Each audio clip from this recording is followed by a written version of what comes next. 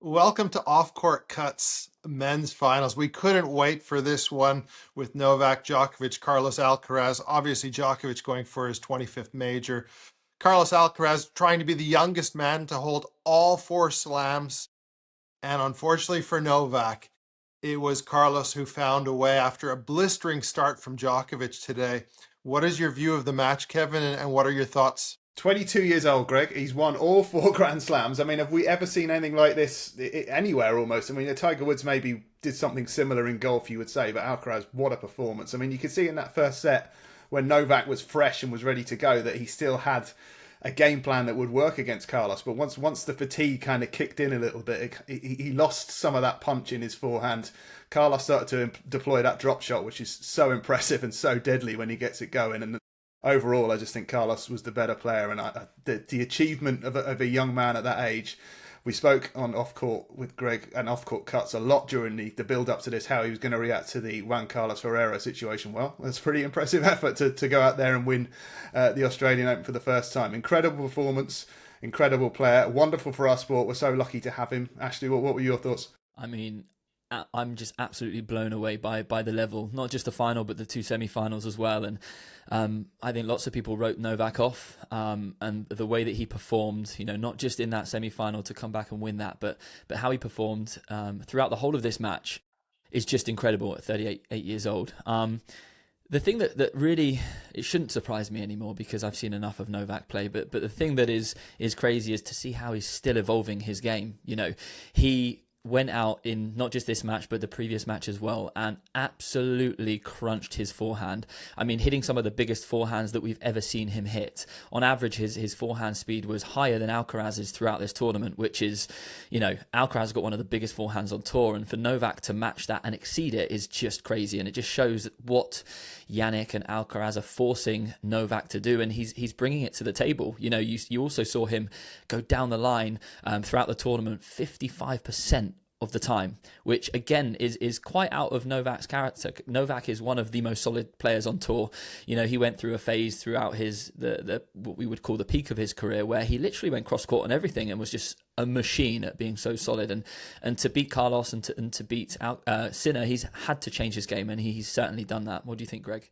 Yeah, I think I also looked at a few stats here. First serve percentage opening set, which Djokovic dominated, 78% first serves in. That allowed him to take it to Carlos in the opening set. Then it dropped by 20% in the second set, down to 58%, which allowed Alcaraz to get into that second set, feel comfortable on the return to serve, was seeing more second serves.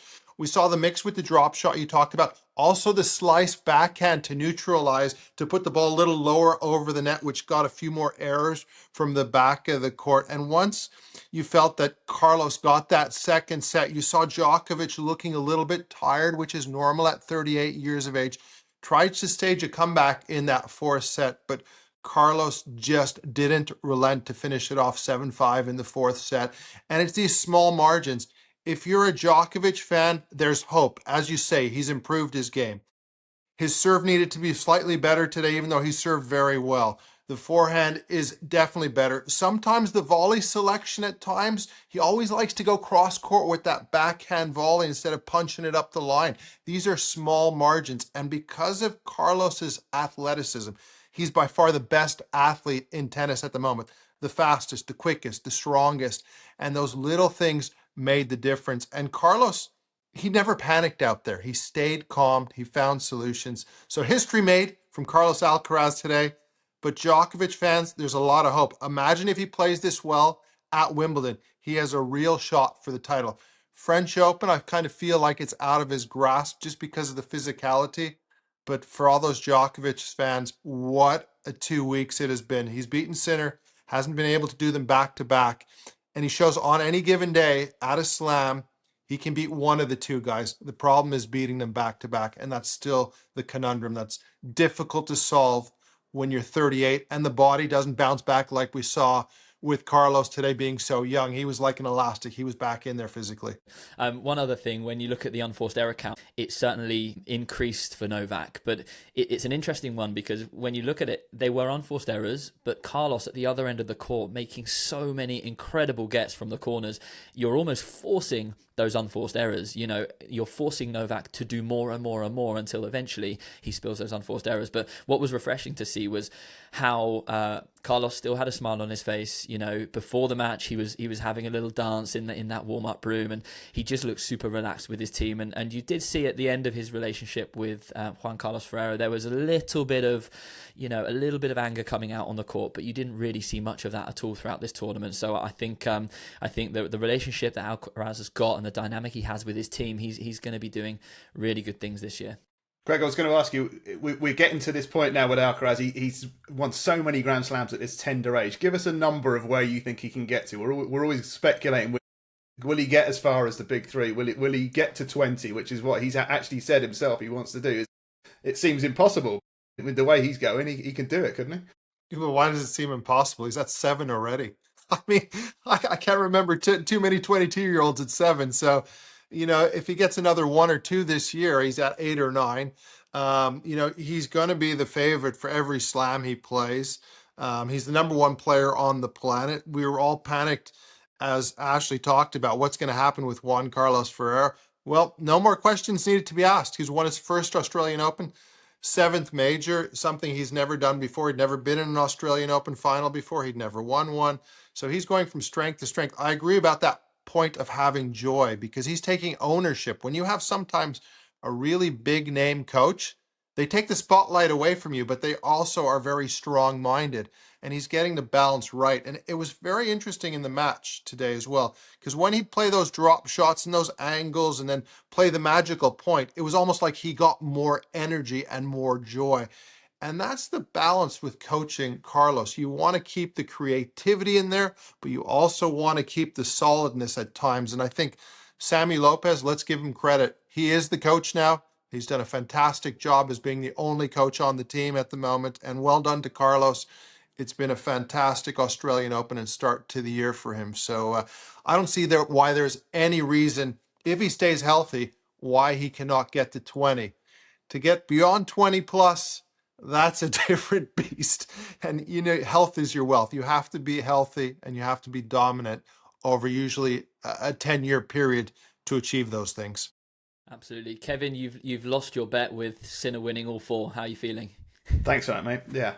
Yeah, I mean, look, I think if this was an Alcaraz-Sinner final today, I probably would have still backed Sinner to get the job done down there because he's got such a dominant record in Australia. But yeah, I wasn't the only one. I think Mr. Henman was backing him to win 3 this year. So we've all been caught out by that. As Greg said on our show yesterday, and thanks for everyone who watched yesterday, amazing achievement by Novak to do what he did against Sinner. And the one interesting stat, we can probably talk about this in our main show on Monday, is that Sinner has never won a match over 3 hours and 48 minutes in a Grand Slam. He's 8-0 in their matches. So there is a weak spot there, potentially, that the opposition or the rivals will see, that if they can take a match long, that maybe Yannick doesn't like it. But that's a discussion for another day. This is all about... What do you think, Greg? Am I talking nonsense? I think let's look at who he's lost in those long matches too as well. I think you have to think about it. Okay, you're losing to guys who's either been number 1 or number 2 in the world in those long epic matches, or one of the ones at the U.S. Open where he had match points when Carlos became the youngest player ever to win the U.S. Open in the men's game. So I think it depends who he plays. If he has a long 5-set match with a player who's of a lesser standard, I think he's winning those. The losses have come to the big names because he's so efficient, Yannick Sinner. And this is going to give him more impetus, more desire to get better. Because if you look at it on paper, he won every category against Djokovic in that semifinals, apart from the most important thing, which is the last point of the match. He had more break points. He won more points. He had more winners. He had less unforced errors. Every category he won.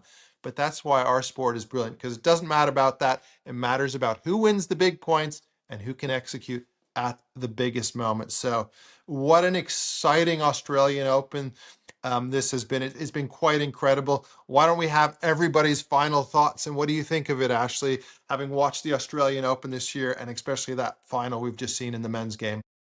I mean, right at the start of the tournament, I was making the decision whether to subscribe to TNT Sports or not, because I actually didn't have the package. And I clicked go.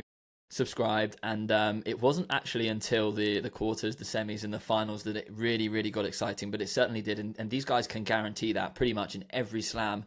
Semi-finals and finals day is going to be incredible. And I think one thing that we've kind of not really mentioned is Musetti's got to be feeling pretty good about how he did against Novak and how Novak's been performing. I know Novak didn't quite perform as well as he did in those later rounds, but and sadly for Musetti, hopefully he's not going to be out too long with an injury, but Zverev must be feeling pretty good after his results as well. Lerner Tien, in how he did against Zverev. So there's a lot of players that are really trying to knock on the door, but it's still the Alcaraz and Sinner show for me at the moment.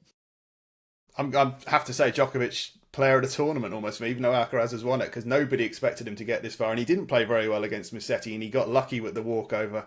I think it was in the fourth round. But I mean, to do what he did against Sinner, it's completely ruined anyone's script saying he should retire and that he's chasing these big two guys at the top, as that question was in the press conference. You can forget about that now. This is Novak Djokovic grade 57 maybe, Greg. I don't know how many we're up to at this stage, but he keeps coming back and keeps wanting more. I think if he can get to Wimbledon and stay fit and get a bit of a luck with the draw like he did down in Melbourne, you know what, he could win Wimbledon, and what a story that would be.